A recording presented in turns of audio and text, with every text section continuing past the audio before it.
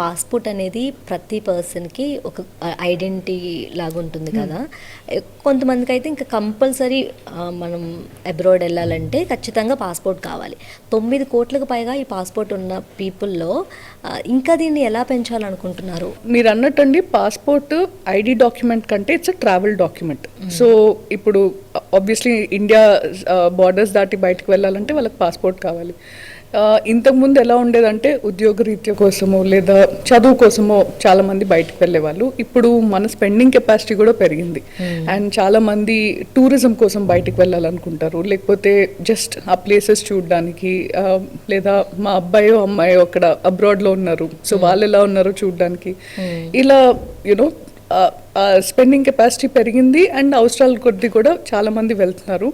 మీరు అన్నట్టే ఇప్పుడు ఇంత జనాభాకి ఆల్రెడీ ఉన్నా కానీ ఇంకా మేము ప్రత్యేకంగా చేయాల్సిన డ్రైవ్స్ అంటూ ఏమీ లేవు, ఎందుకంటే డిమాండ్ బట్టే మేము పాస్పోర్ట్స్ ఇవ్వడం జరుగుతుంటుంది.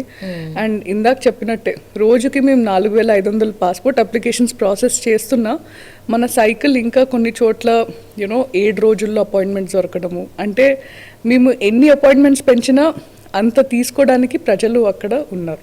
So it's a never ending demand.